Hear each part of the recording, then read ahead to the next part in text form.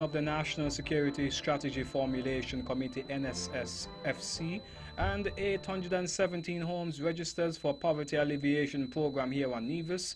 Regionally, IMF approves loan facility for Barbados based on homegrown plan to revive economy. Internationally, International Court of Justice rules against US sanctions on Iran. And in sports, Straw steps down from England director cricket role. We'll have the details to these and other stories after this message.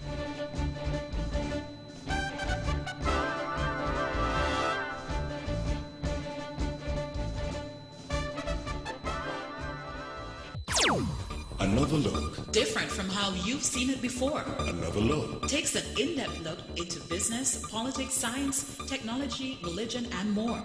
Another look. Featuring documentaries from the BBC, regional features, and local ones too. Another look. Every Monday at 3 p.m. on the Eastern Caribbean's Powerhouse. Wow.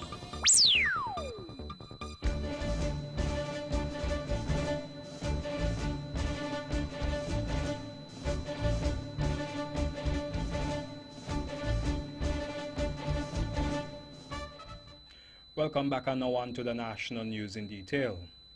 The recently launched National Security Strategy Formulation Committee NSSFC has already met with several stakeholders and other meetings are planned for the coming weeks. The committee, which was formed on September 5, 2018, was mandated to devise a national security strategy policy which will determine methods to be used and how resources are allocated when it comes to addressing crime. Chairman of the committee is former Minister of National Security, Mr. G.A. Dwyer Astafan. We have a problem, and it is clear that the problem requires solutions that have not yet been applied. So this process hopefully will help to identify problems through discussion with all of the different stakeholder groups in the country to get their perspectives, because at the end of the day, my committee is, when I say my committee, the committee on which I sit, is charged with doing the exercise and putting a paper to the cabinet, giving our recommendations as to how we can reframe the national security architecture of the country. According to Mr. Astafan, a change in mindset is needed in order to see results. If we want to bring an end to what is happening in the country, we're going to have a change in attitude in the country. And that is going to be up to the people to have that change of attitude. We can't condone wrong. We can't be part of the problem. We have to decide to be part of the solution. That is going to take discipline. It's going to require change. And these are not things that are very easily embraced, especially after bad habits are allowed to be so prolonged. So this is a challenge for all of us, and simply being skeptical or cynical about it will not solve the problem.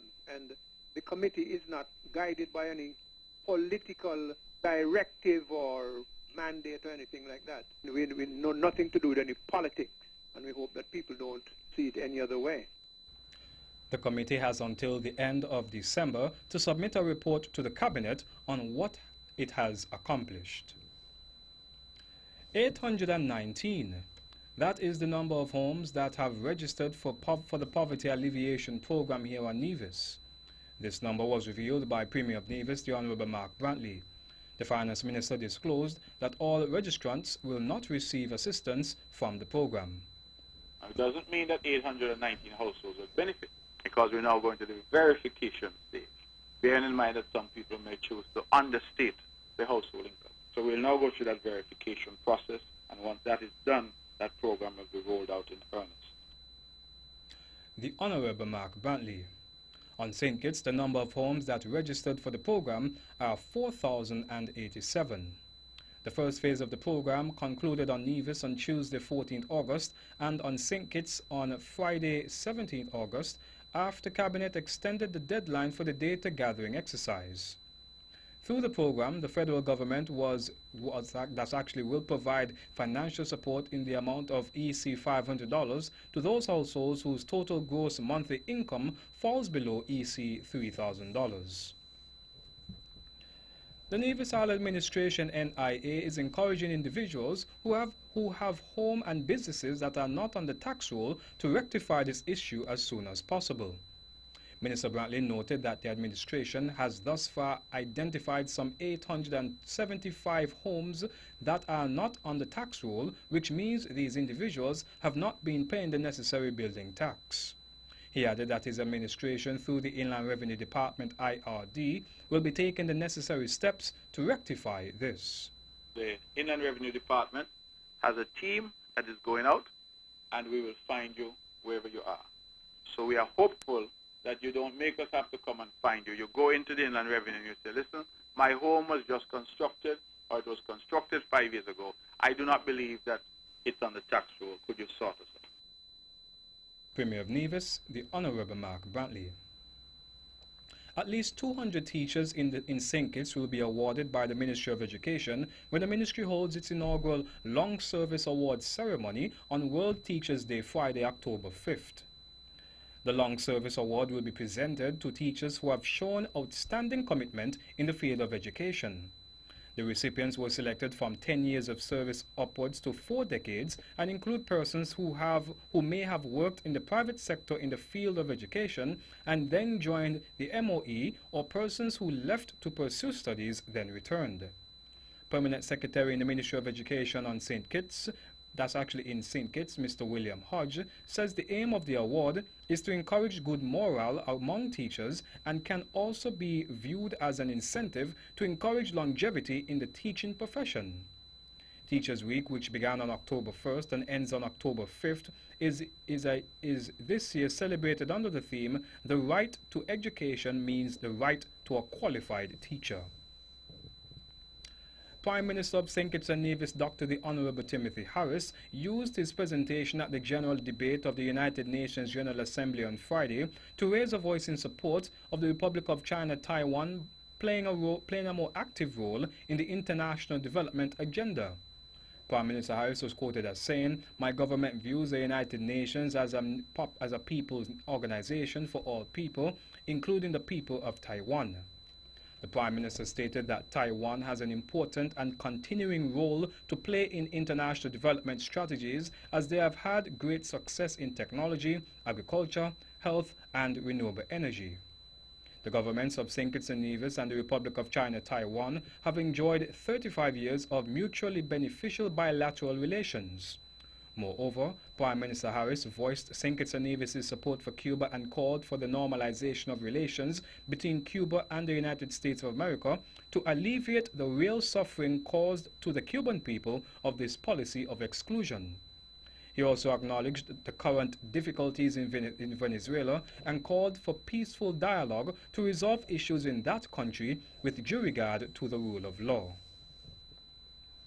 Monday 1st October marked the observance of International Day of Older Persons and the start of celebrations for Seniors Month here on Nevis. October has been recognized annually as the month of older persons here on Nevis. The theme for this year's celebration is celebrating older human rights champions. Minister of Social Development in the Nevis Island Administration, the Honourable Eric Evelyn, in an address urged families not to neglect older individuals. I take this opportunity to urge family members to continue to care for and respect the elderly. Cherish them.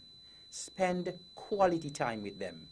Take them out, but most importantly, learn from them. American politician John Hoeven so succinctly sums it up when he noted, "Caring for our seniors is perhaps the greatest responsibility we have. Those who have walked before us have given us so much and made possible a life we all enjoy." Mr. Evelyn also commended the social services for their commitment towards the care and attention given to the elderly. I wish to express gratitude to the members of staff at the Department of Social Services Senior Citizens Division for their excellent efforts in ensuring that the seniors on Nevis receive the best possible service. I can proudly state that the services and programs provided for our seniors are outstanding. They are second to none in the region and probably among the best in the world. The Honourable Eric Evelyn. As part of the month-long recognition, there are a number of activities planned here on Nevis, which includes a seniors march slated for Friday, 5th October, from the Longstone Building to the El Comida T. Willett Park. And lastly, in our national news segment, the Nevis Postal Services will be observing the 49th anniversary of World Post Day next Tuesday, October 9th, with a month of activities. The international event is geared towards awareness, innovation, and the implementation of new and improved services. Deputy Postmaster General Mrs. Rhonda Forbes Williams, who heads the Nevis Postal Services, said that the activities, which began on September 28th and will conclude on November 2nd, will be a celebration with a difference. The first two events in observance of World Post Day were an awareness march through Charlestown on September 28th and a church service at the Charlestown Methodist Church on September 30th. The activities planned for World Post Day are the reading of the Universal Postal Union Director General's message by Mrs. Forbes Williams and a special message delivered by Minister responsible for posts here on Nevis, the Honourable Spencer Brand. From October 1st to the 31st, customers of the Nevis Postal Services will be presented with tokens of appreciation, and staff of the post office will visit schools on the island. The students will also visit the facility. During that time, members of the public are invited to view a mini exhibition of postal-related traditional and modern items at the post office. And that's our national news segment. You can visit our website at www.vonradio.com, or you can check us out on our social media page on Facebook at Von Radio and our Von Radio YouTube channel. Regional news comes up next.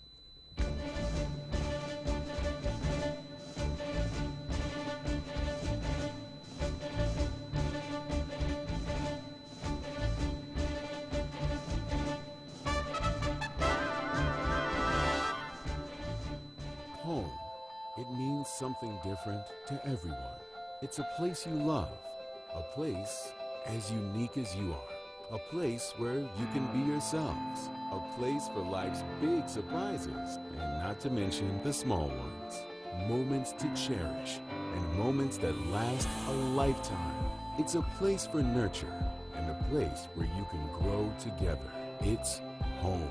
So whether you're building, purchasing, or renovating, the Bank of Nevis is here to open the door, giving you the confidence to dream and the help you need to get there with a mortgage loan from the Bank of Nevis. The Bank of Nevis Limited, improving the quality of life.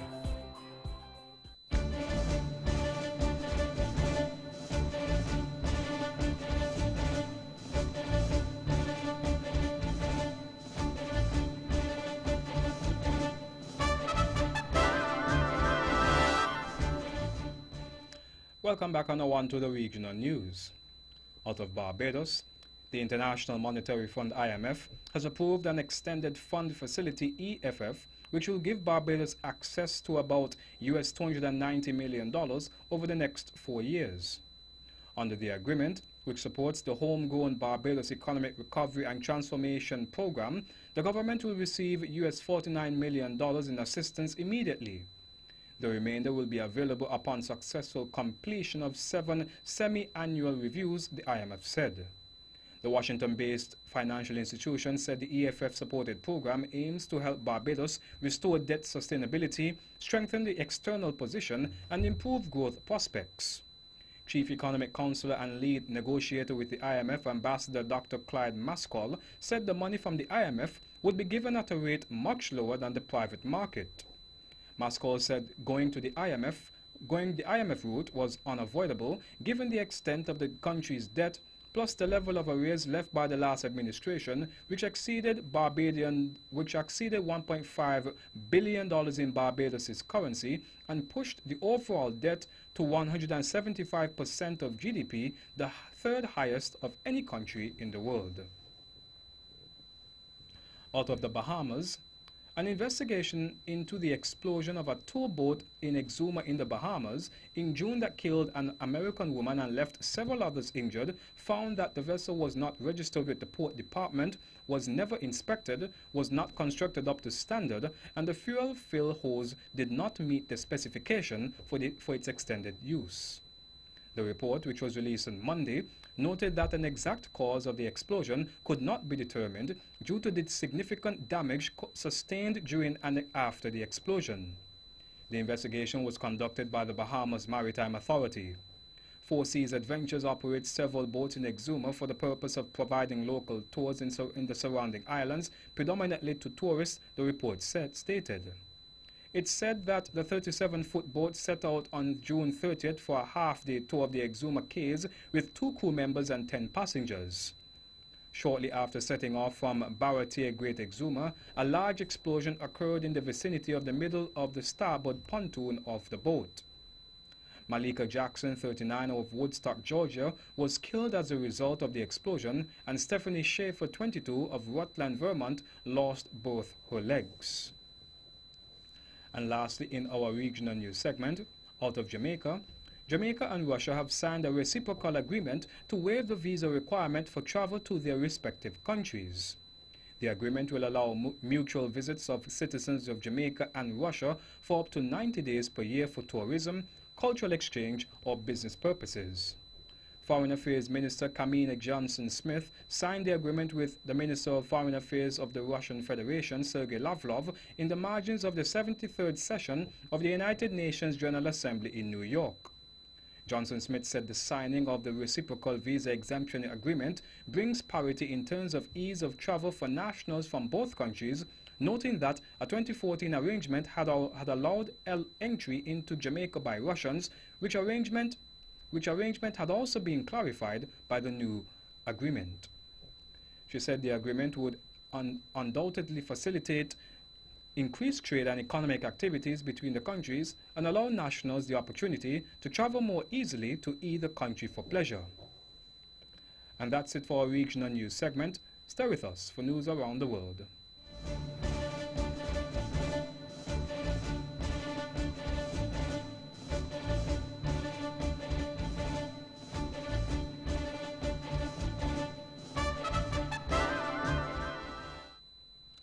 Welcome back and now on to the international news.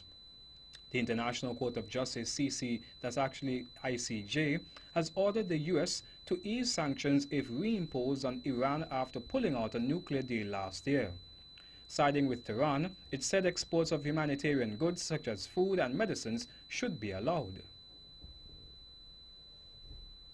The court considers that the United States must remove by means of its choosing any impediment arising from the measures announced on 8 May 2018 to the free exportation to the territory of Iran of goods required for humanitarian needs. The U.S. argued the court had no jurisdiction in the case as it concerned its national security. The rulings of the ICJ, which is based in The Hague, are binding, but the court has no power to enforce them. Russian President Vladimir Putin has labeled poisoned ex-Russian spy Sergei Skripal a traitor and a scumbag. In a speech, he complained that the media were treating Mr. Skripal as some kind of human rights defender, insisting he had betrayed his country. Mr. Skripal and his daughter survived the Salisbury attack, which the UK says was carried out by 2 agents of Russian military intelligence. But a British woman died in another poisoning that police say was linked. UK authorities believe Mr. Skripal's door was targeted with the nerve agent Novichok. The government in Bangladesh has abolished quotas on top civil service jobs, which reserve thousands of posts for a specific group. Jill McGivering reports. The decision affects senior jobs, including those contested by graduates who sit the highly competitive civil service examinations. Student leaders have protested that it was unfair that more than half the jobs were reserved. 30% were set aside for relatives of freedom fighters. Critics say this was open to corruption and political bias. A level playing field may improve standards, but will dismay women's groups, ethnic minorities and disabled candidates who had small but significant quotas themselves.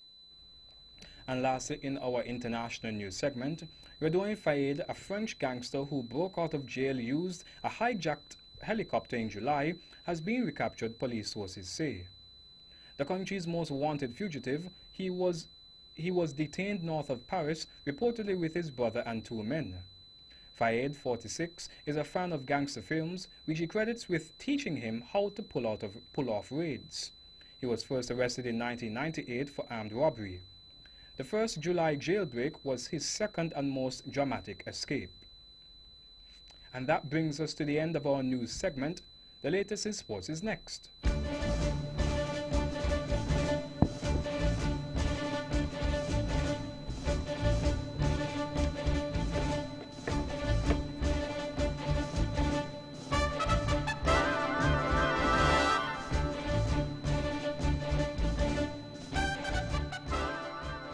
Everyone likes to get more for their money, and TDC Insurance Company is here to help you do just that. Our new motor insurance package includes everything you and your vehicle will ever need. Rest assured, if you ever have a loss, we will have you on the road in no time. Pay one affordable premium and a payment plan suitable to your needs. Choose TDCIC for your motor insurance, where you'll get more coverage for less. TDCIC, guaranteeing you peace of mind.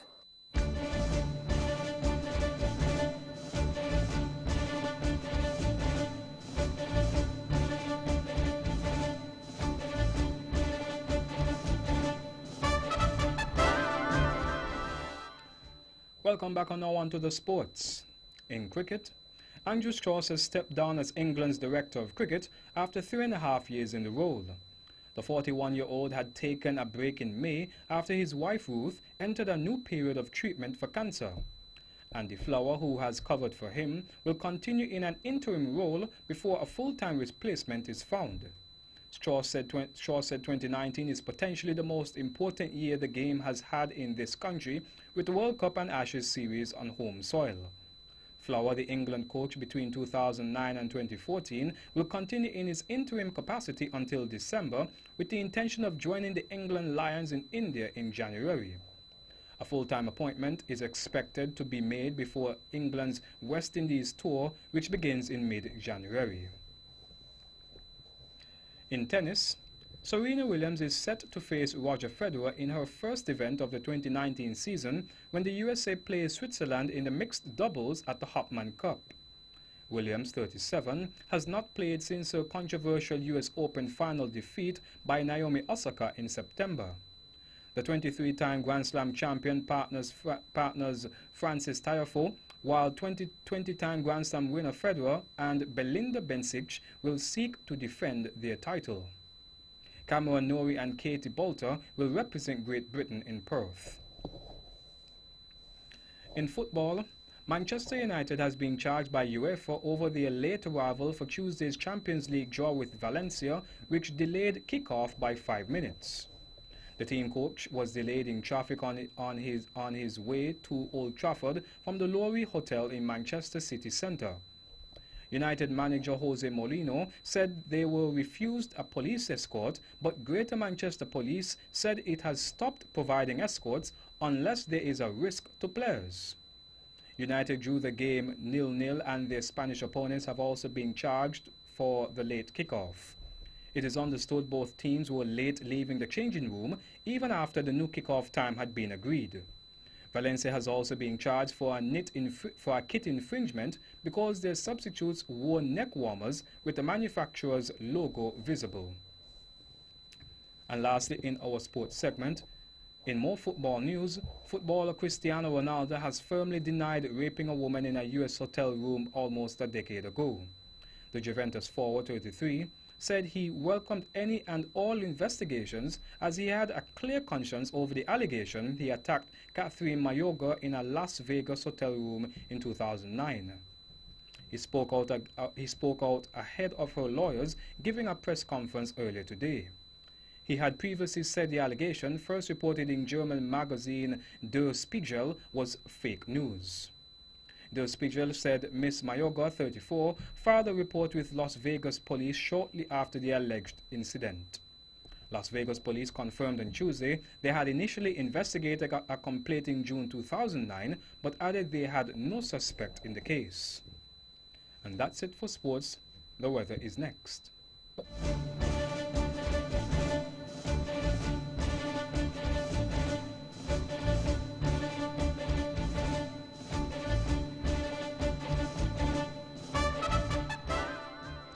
Welcome back. The weather tonight will be mainly fair.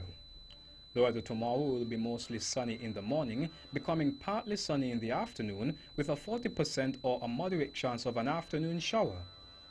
The winds are east-southeast at average speeds less than 10 knots or less than 19 kilometers per hour, becoming variable or calm overnight.